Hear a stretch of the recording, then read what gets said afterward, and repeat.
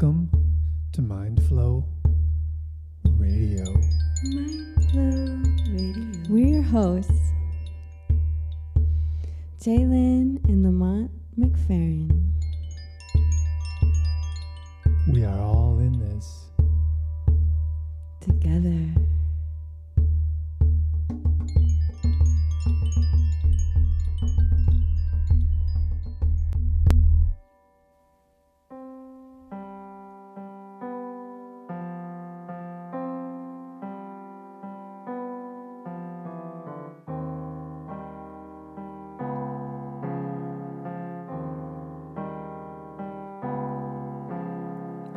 Free your mind.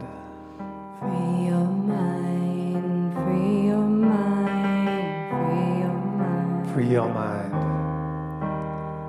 Free your mind, free your mind, free your mind. Free your mind. Free.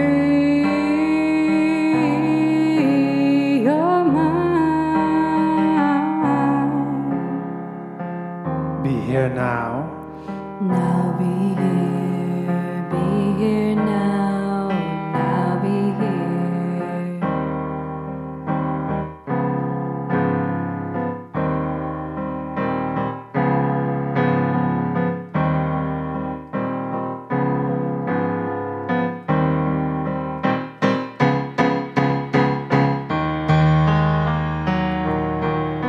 We are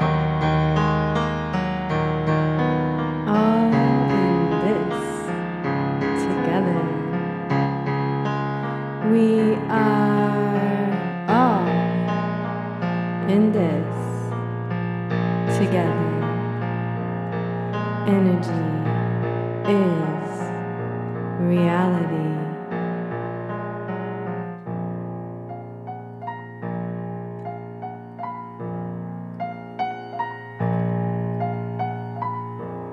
Faith, trust, love.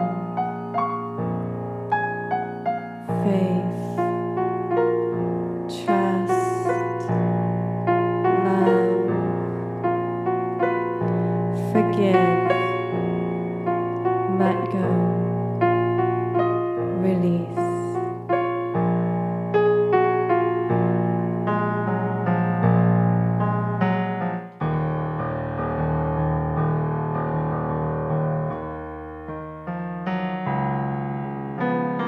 I am so grateful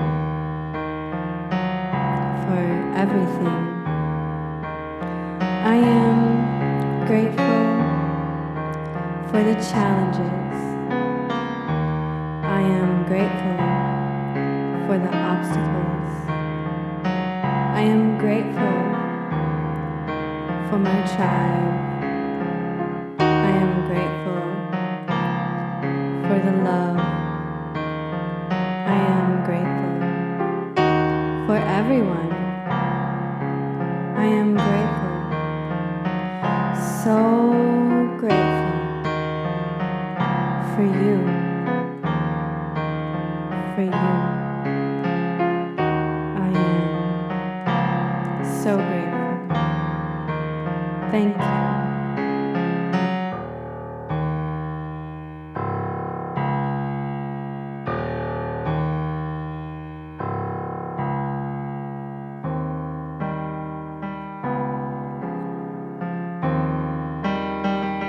Free your mind. Free your mind. Free your mind.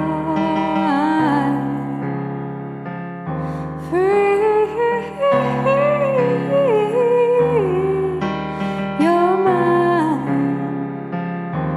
Free.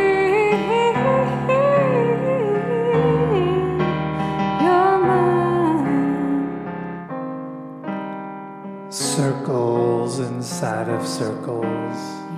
Inside of circles. Inside of circles. Inside of circles inside of circles.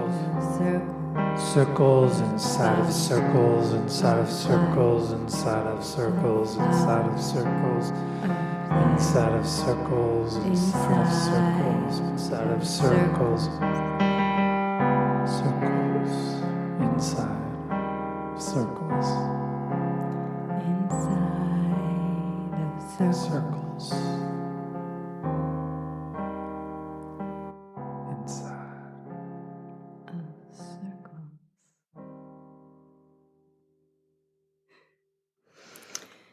Thank you for joining us. It's Mindflow Radio. Mindflow Radio. He's Monty. She's Jai Lynn. And we have a special guest with us, Erin Swiggum. She's going to be a regular because we decided we're going to have a theme of deep diving into the Tao Te Ching. Yay. Little by little. Mhm. Yeah. Make it digestible. Tao Te Ching. Indeed, written by Lao Tzu around 600 AD, somewhere around there. BC. Yeah, my bad. 600 BC. And the story of the Tao Te Ching is that Lao Tzu was a librarian and just like a famous wise man.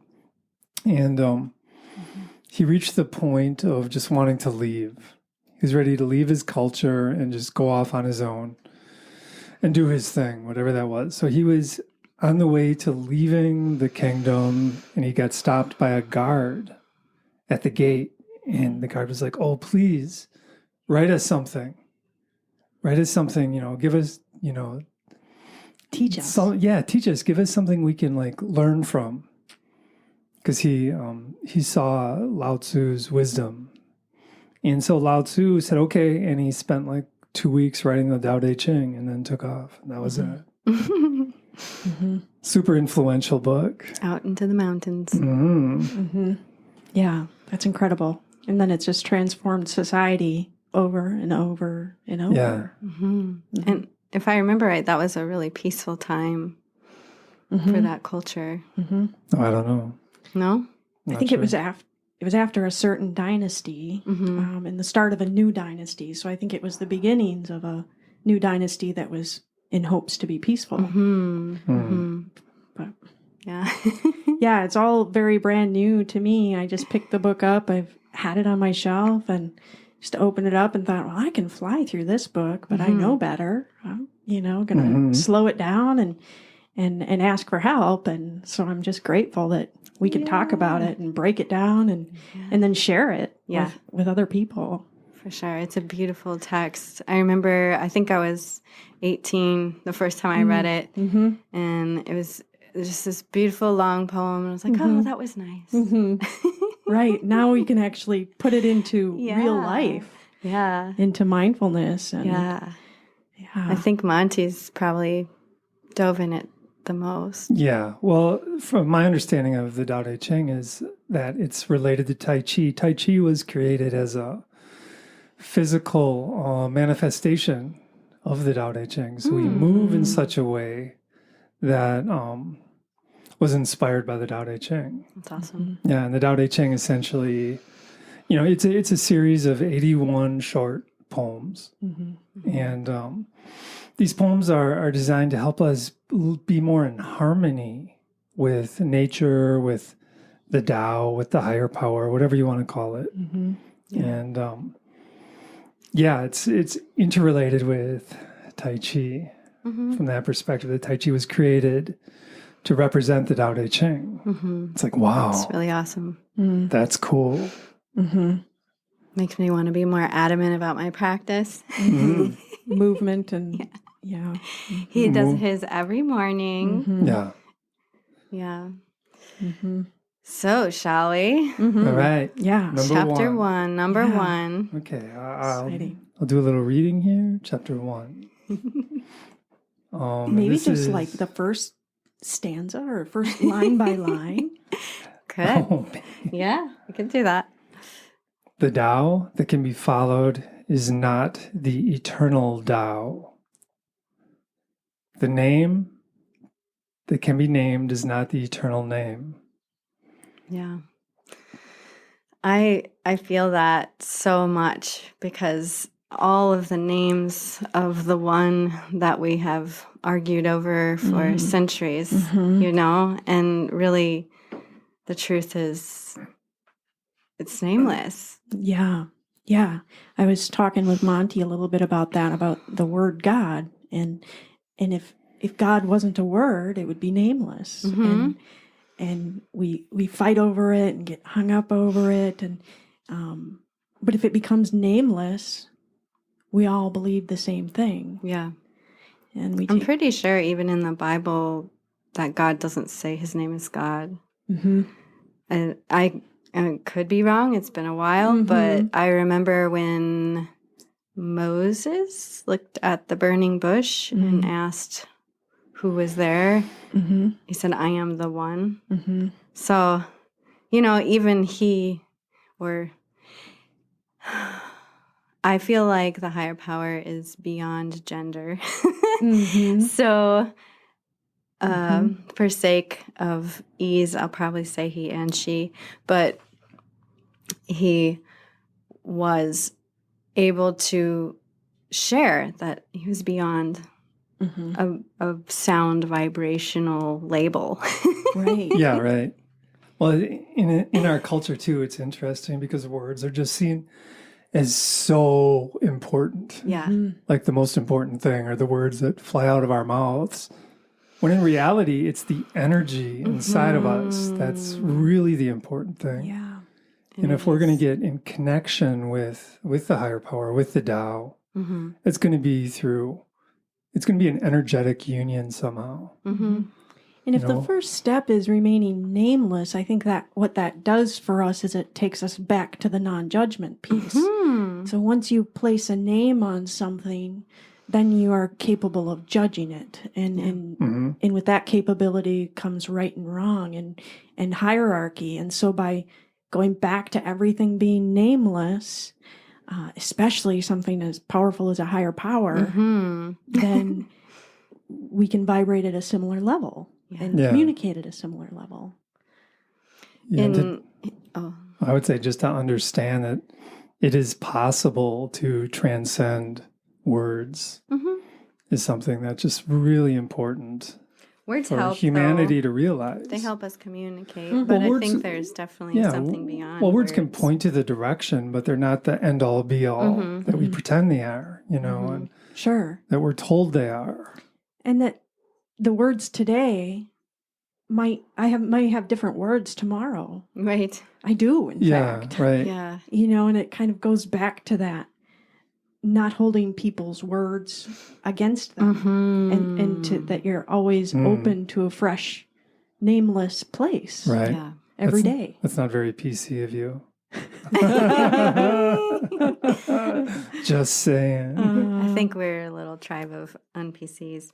But I do want to say, just to wrap around that a little bit more, in Hinduism, they also believe in the one, and yet they have thousands of names. And all of them they just include an extra aspect. So you can resonate with whichever aspect you most need in your life by having a certain name. And does the name come with the time too? So if we're in a time of right now, right here, and the most common name for this higher power is God. We see it in all of our scriptures. You know, we see it in AA, and people really struggle because of that. Right. But it's just part of a time period where if it becomes timeless, you can look at them all very similarly. Yeah. The Bible and the Tao Te Ching and the Bhagavad Gita. Yes, thank you. I was going to try to say it, but didn't want to put it out. Yeah. The Quran. The Sikhs, I think there's this Japji, if I remember right. Yeah. So you want to read a couple more lines? Yeah. Yeah. And just to say that, like, the whole idea, I think, of like getting beyond the name is transcendentalism.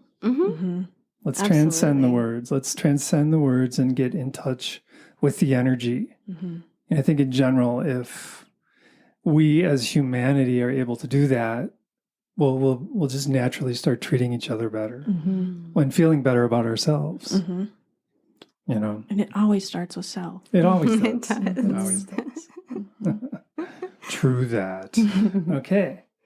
The nameless is the origin of heaven and earth, while naming is the origin of the myriad things. Okay, so to me that says the nameless is the transcended. Well, yeah, it points to transcendent reality, I guess, spiritual reality. You know, that's the nameless, while the naming is the origin of the myriad things. That's all the stuff we have. All the tangibles. Yeah. And I guess that's where I was going earlier. Is these words, they help us, and I see that they can create opening for judgment, but at the same time, by having a word and then discussing the words that describe that word definition, then we can find out if we're on the same page, because one person's definition of love could be different than another's person's definition of love, and things like that. Creates structure, and it creates a container so that you can understand it. Yeah, well, it's good that we have a word for cell phone. Right? I mean, just I think we'd have a stuff. word for it no matter what. It might just be a different word if but some things are like the heaven and earth, or certainly the heaven. I mean, I guess I can touch the earth, I think, although that's debatable. The energy's running through you. Yeah, but heaven I can't really touch. So for it to remain nameless, the heaven and earth and the split between the two keeps it at a higher power, something that I don't know. What do you think? I think it's something that it's humbling in a sense that we can't really name this thing that's super important.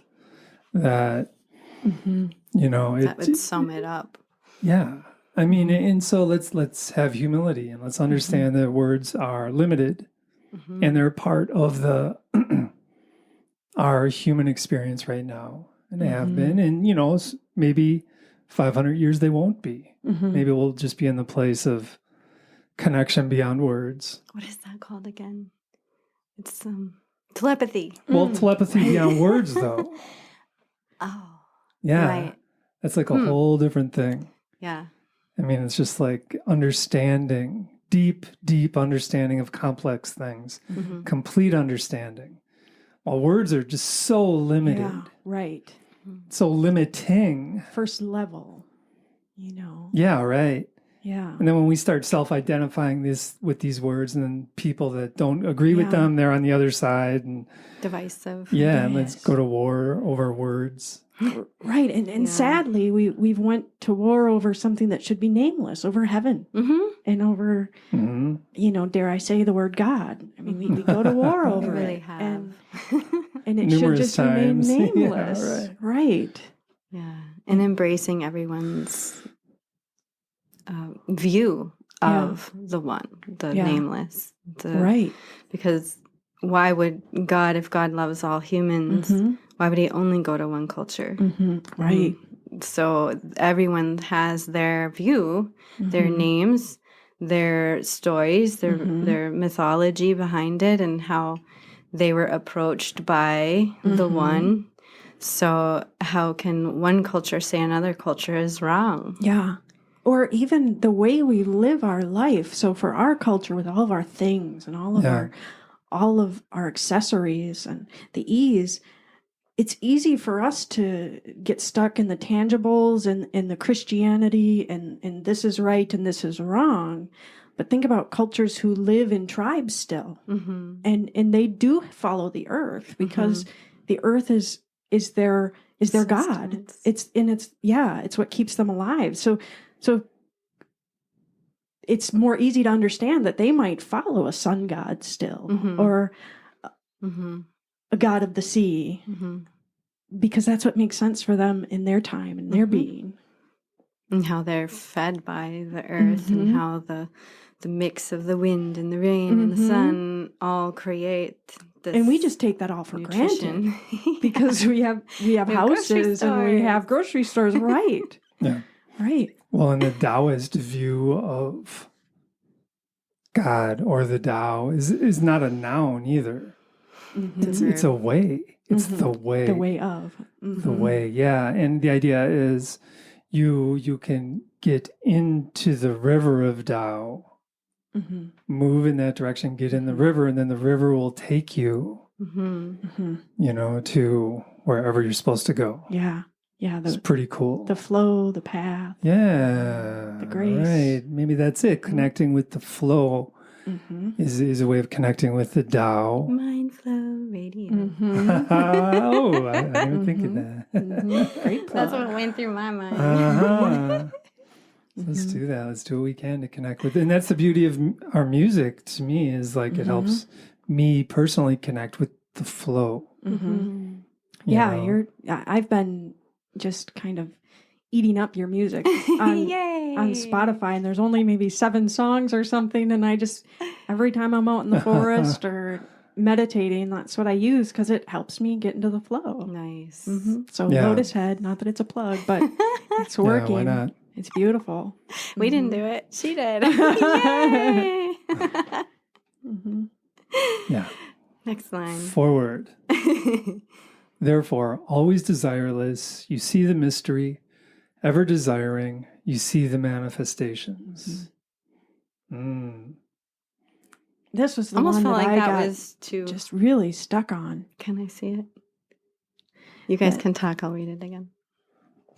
The desireless in my in the way that I want to move forward in my life is to desire less, right? Okay. To be okay with what I have now, to desire less, to live within my means or below my means. To be fulfilled. To be fulfilled with what I have. It's a feeling, desirelessness. It's a feeling of just contentment with what is. It's essentially it's a state of every time we're able to get into a place of mindful awareness. Bam, we're not desiring at that point. We're just connected to what is. Yeah, in the flow. Again, connecting to the Tao, perhaps, So the desire, but yet I'm also in a stage where I'm like, well, can I manifest what I want? Can I?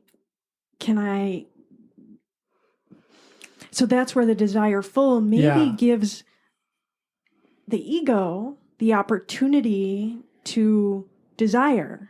And to then manifest what it desires and gives it a positive spin. Well, just having balance between the connectedness, no desire to, and what do I want to manifest? How am I going to make this world a better place? Kind of thing, ideally. I have also been really diving into the Bhagavad Gita. And I just have to say that this is very much about karma yoga, which is selfless action, and that we have to act. We have to act. But if we act out of desire, then we're gaining karma. We're gaining a pack full of stuff we're going to have to work through. If we act because it's our dharma, it's our path, it's our purpose, and we're offering it to the one, the nameless, then that is taking the attachment out and it's taking the desire of a specific outcome out. Yet there is already that path and dharma created, so the manifestations are going to show themselves, and then we offer it up to the one. We get to enjoy it, but we are continually offering the pain, the suffering, the joy, the satisfaction up to the one. Well, how do we know the difference? How it feels, the ego, I think, is if it feels like it's coming from love. If it feels good in your heart and your soul. Yeah, and perhaps if this project doesn't work, it's okay. Yeah. But if the ego's attached, if this project doesn't work, it's crushing. Yeah. I can't take another I'm scared of failure. that. I'm fearful of that. Yeah. Right. I have to say for myself, I have this issue with time. And I know I've shared that story with you. And Monty recently was... we go for our evening walk, and he was saying, look at how much we've created in the last 5 years. Look how amazing this life has been. And I'm like, yep. And he's like, I bet every day you felt like there wasn't enough time and you didn't get enough done. And I was like, oh my God, you're right. Yeah. Well, it's related to just desiring. Yeah, right? Exactly. I desire to get all this done on my list. If I don't do it, my ego is going to be tripping. Yep, exactly. So for me to let that go is absolutely freeing because I get done when I get done. I have no attachment to the outcome. I'm just here because it's my calling. I feel called to do this and move forward a little bit every day. And it really takes the pressure off. It's such Have you been able to practice it a little more? I'm definitely working on it. Yeah. Yeah. And working on that offering up, giving the joy, giving the pleasure, giving the sadness, giving the anger. Like I was very angry at my cats last night. And I was just trying to give it to the one, give it to the nameless. I personally resonate with the mother, the divine mother. I'm giving it to the mother like, okay, yes, I'm having a really hard time with these cats meowing all night, and trying to accept it. It was hard though. It's not, like some things are harder to just release and not be attached to. Well, I'm angry and I deserve to be because I'm up in the middle of the night. And you desire sleep. Yes, I desire sleep. You think you deserve it. I know. So that, and we do need sleep. But that's kind of our ego then kind of taking over and reacting like, I need sleep. I need to do all these things. And exactly. If you're keeping me up, how can I? Yeah, and another way of looking at it too is like, these cats are trying to teach me some kind of lesson. What is that lesson that I'm supposed to be learning? How to lock them up at night. And please let me learn this lesson so I don't have to do this again and Tomorrow. again. Yeah, right. Let's fully learn it. Yeah. Totally. But yeah, my issues with time are definitely getting better. It's been probably a couple weeks and maybe a week of my personal deep dive into the Bhagavad Gita. So if I was better, I would be able to really compare notes, but it's all fresh. Very fresh. And I just love these things because they're all the ultimate truth, and they interweave, they show themselves as truth.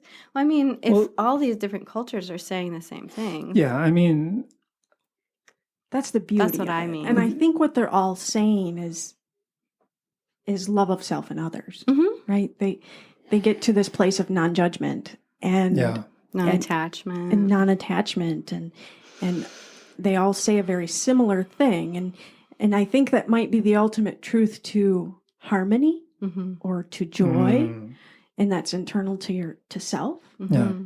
Whether it's the ultimate truth to anything, I don't know. Yeah, once we get talking about ultimate truth and all that, it's tricky, Well, it's like, okay, what I mean they can point to us say, in the direction. Yeah, for sure. There's truth that's can be found in every culture. Yeah. And then there's truth of our personal identity, which, is why there's anything called PC, because that's truth of our cultural identity right now. Right now. And how does that relate to the ultimate truth, and how can we help each other through? And again, it's just a word, right? Ultimate, just a word. It is. That's where I like to play. I've been a yogi for 12, 13, 14 years now. I don't know. I don't want to do the math right now. That's all right. But I'm just handing this to you. I feel that has been my mission, is to see where these things intertwine. That's why I like Tai Chi, and that's why I like Qigong, and that's why I like yoga. It's like, where do these things come together? Prayer. Christian meditation, Christian prayer. It all works together so well. I'm definitely a fan of all that. And and I'd like to say, once we've let go of the time pressure, man, we've been accomplishing a lot.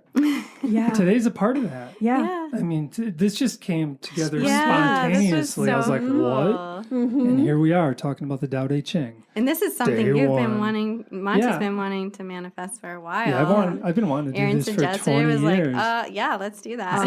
And it was really out of my own greed to be able to dig in deeper. Well, again, having Desire. Yeah. that balance. Yeah. Desire is okay as Yeah. long I as think it's in desiring balance soul. and if we're motivated by the right thing. I mean, if I'm desiring to hurt people, Right. perhaps that's out of harmony and that's moving away from the Tao, Yeah. moving away from the river of truth. I Yeah. guess, Or even desiring the truth or desiring righteousness. Oh, yeah. Because when I think about truth, I think about righteousness. Because truth is right. Truth isn't wrong, although truth could be wrong. But this is like the universal truth is what it's a universal thing we can pull from all these areas. Yes. Yeah, right. Yes. Absolutely. Universality. And Lao Tzu's done a good job helping us out with all this. Okay, next lines. Therefore, desireless, you see the mystery. Desiring, you see the manifestations. Did I say that already? I think so. That's okay. Yeah, it's Trails good us to into the recap. next. Yeah, that was a hard Little one recap. to swallow. Yeah. Desiring, yep. These two are the same. Ooh. When they appear, they are named differently. I mean, these two are the same. That's really interesting. Yeah, I mean, and this is one translation too, you know. Yeah, that's true. I mean, one possible analysis of that statement, these two are the same, is that essentially everything's the same. We're all one, you know, and we can be scrambling around with all these different ideas and words and this and that. But in the big picture, we're all the same. It's all the same. That The totally, mystery and the myriad, Yeah. right, are Yeah. the same. So I'm not sure if that says that, but so if you were to take it to the manifestations versus the mystery, if they're all done with love and in with the Tao or in the flow or with the higher power and the source, then they can become the same. It's kind of maybe giving permission to your manifestations and your mystery. That's beautiful. Yeah, I think one thing that brings up for me is how we have the either or, but generally it's both. You know, like I believe this and you believe that, but very likely it's both. Both true, both real, At least both right and partly. both wrong. Yeah. Both right and both wrong. Yeah. For sure. Exactly. Yeah. We can just let go of our arrogance, you know, and realize that, and that, you know, applies to all of us. Yeah, it's an you know? acceptance. Yeah. An acceptance of, the desire. That's. And the desire. I don't know if this is related, but it reminded me of when the coronavirus first started, and when we were starting to work on setting up all the preparations for the hospital. I kept thinking and saying to people when questions would come up that there wasn't an answer to. There truly was not an answer. That to lead with your heart, and there is no wrong answer, right? I mean, if you are following your Love that. heart, then there's no wrong answer. Right. Yeah.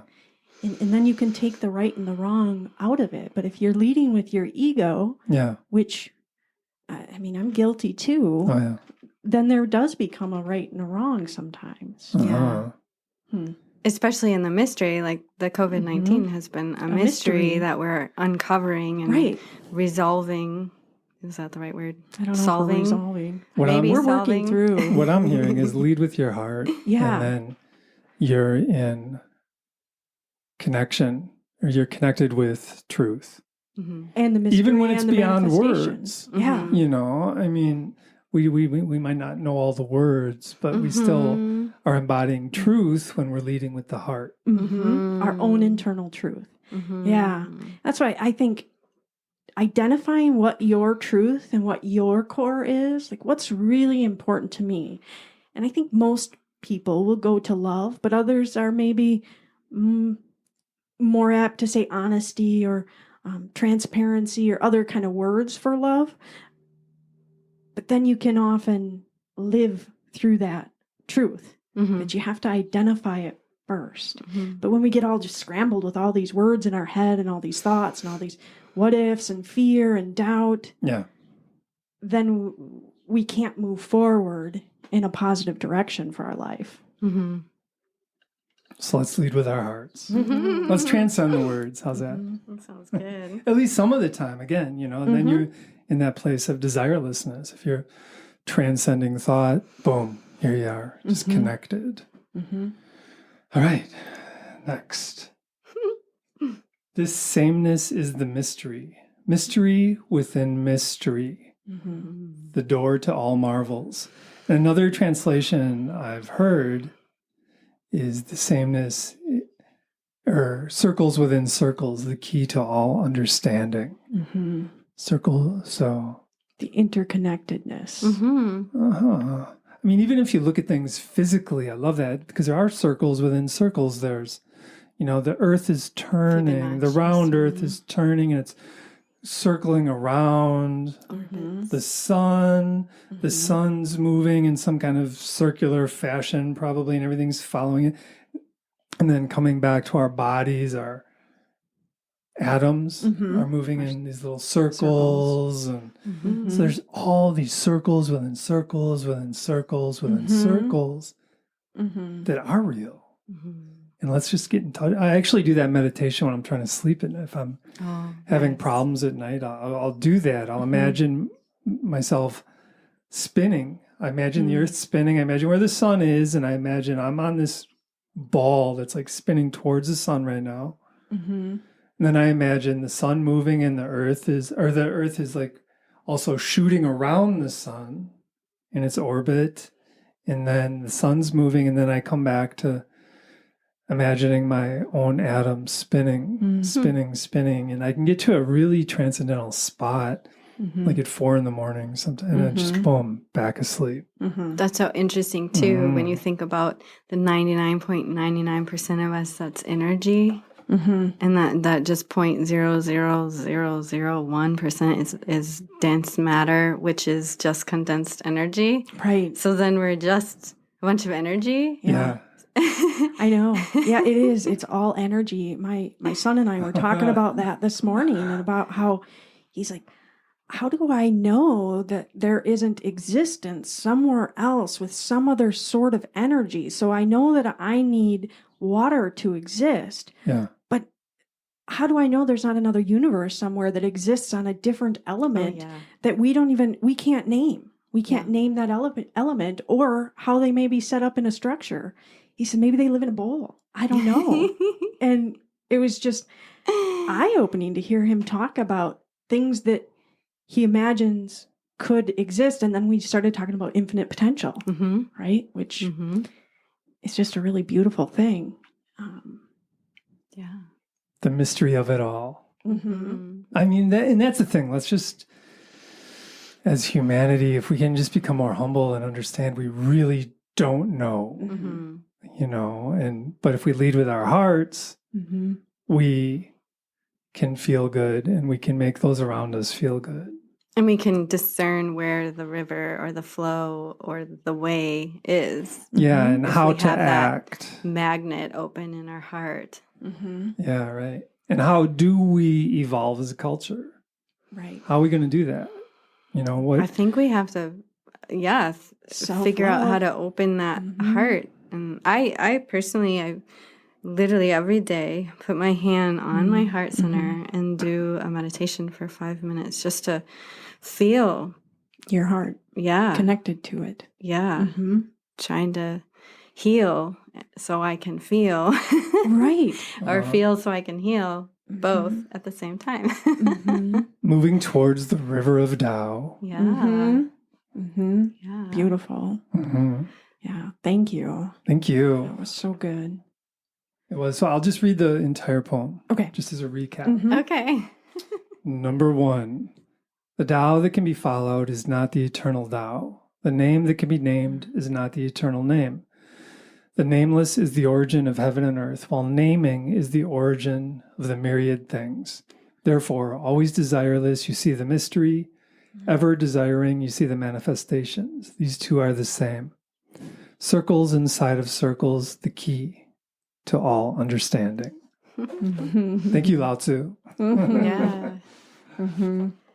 And the other really interesting thing is we don't even know who Lao Tzu was. It's not even his name. I mean, Oh, really? That's just a name that was given. I don't remember, it's basically saying he's a Master. a master. Yeah. A great sage, a man of wisdom, a being of wisdom. Nameless. That's fitting. Awesome. So, Erin, do you want to share anything about yourself? I know you were talking about you work at the hospital. Oh, sure. Yeah, I work at the hospital. I guess I can share just where I've been the last week and the most pertinent things. So I go back to work this Monday, tomorrow. So we're recording Sunday. So I go back to work tomorrow. And I've been off work on leave for 2.5 months after the death of my husband. And I spent the last few days in camping in the northern woods and just really dug in to what is my next step and how can I find more purpose with his life and death. And I just found great purpose that, his life was just to be a teacher to me and to bring me love and unconditional love. And then I get to manifest it through Ingrid, our daughter. And that's where I've been. And then to move forward with that, I had been listening to Wayne Dyer some, and I really like him, but sometimes I just have a hard time connecting with him, especially when I listen to him talk.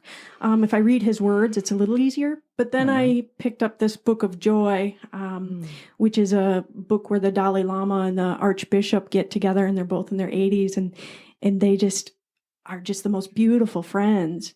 And the biggest thing I've learned so far from their time together and their discussion about joy was that suffering is inevitable, but we don't have to stay in suffering. That we can move through and transcend through suffering to a greater purpose. And to be able to do that is to share compassion. And so my timing going back to work, I feel like is just beautiful because now I get to continue to heal on my journey through sharing compassion for others and helping others. So I'm so fortunate and blessed to have had this time to dig into myself. But I'm really excited to get outside of myself. I'm tired of Erin. Ready to share a little bit, feeling full. Yeah.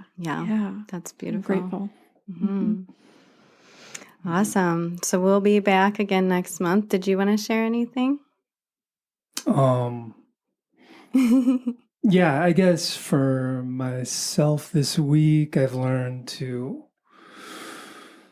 just more fully not engage in like negative, what I consider negative arguing, Facebook, yada, yada, yada, and to just really get in line with connecting with the present and when I don't agree with something, that's okay. And we really don't change anybody else's mind anyway. So what's the point of it? And people just have to come to their own conclusions. Yeah, right. And we can be good examples, which may open a doorway of curiosity. Well, just talking about the Tao is hopefully helpful for our neighbors to be able to see that we're all infinite love and that we just put labels on things as right and wrong, all and that us just divides us. And sometimes those labels are actually, like, when we dig into the meaning that we have behind the label, we're actually saying the same thing. Right. So, or it was an original container that was built within us from the time we were children that no longer serve us. That's another big part of the work is looking at what served us as a child to keep us safe and to build structure, and what serves us now as an adult where we can dig deeper into ourself and the universe. Well, you can look at that from the perspective of humanity too. What served us 50,000 years ago to stay alive and what Fear. serves us now. Yeah, fear was very important back then. Yep. And Survival no matter what. Well, we needed to fight, Mm-hmm. for our water hole, and now we don't. So we just have to get over that mental habit Right. of judging others, essentially. It's amazing that we're Let's still do it. talking about the same process of fighting lions. Mm-hmm. And it's really a process in our own head that we can't transcend. We haven't transcended as a society to. No, or individually we haven't transcended. Well, we individually, have to do it individually first. Yeah. Right. And that's what we're all working on. Leading with the heart. Yeah. Thank you, Erin. Yeah. Thank you, Jay. Yeah, guys. thank y'all. This has been beautiful. I'm really excited about this epic adventure we're going to go on and diving into this beautiful work that's many, many thousands of years old and yet really pertinent for our time. Indeed. We're all in this together. Yeah. Thank you for listening, everybody. Bye-bye. Have a blessed week.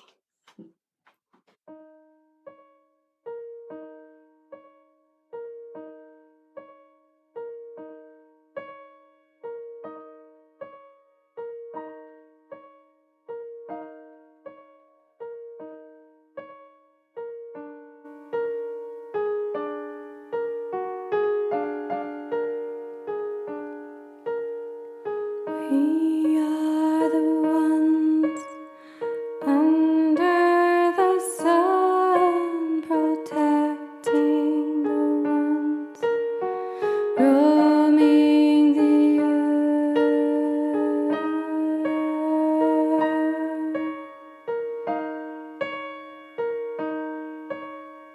Loving beings, loving beings.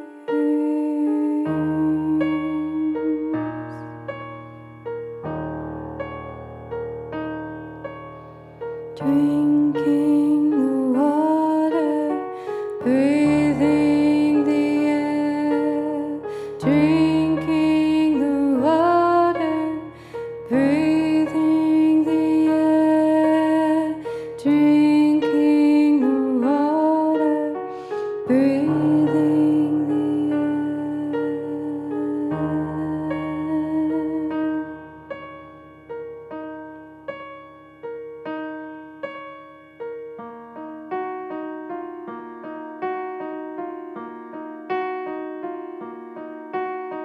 Strong, brave feet walk on the plain.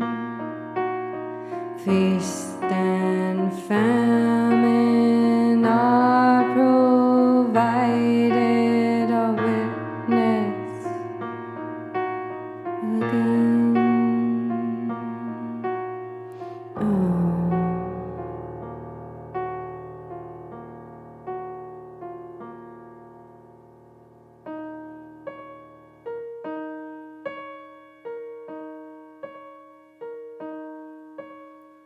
We are the ones under the sun, protecting the ones roaming the earth.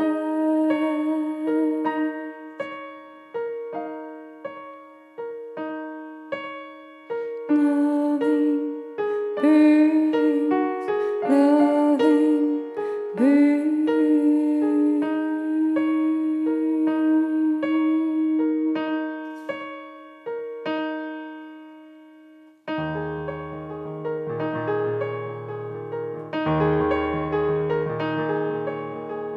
Protect them, protect them, protect them, protect them.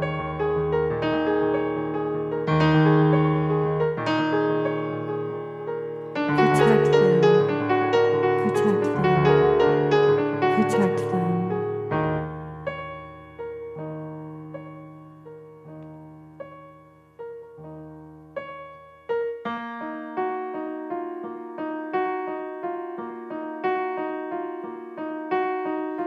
Strong,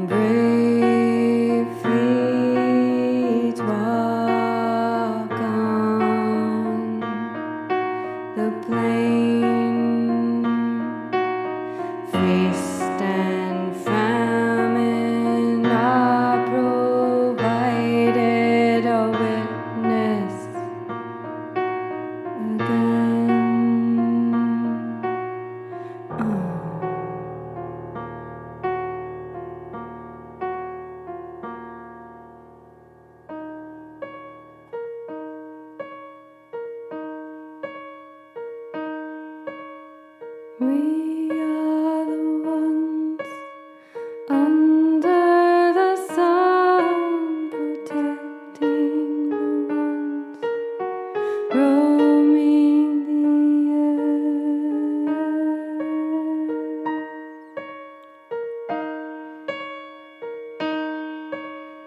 Loving breeze, loving breeze.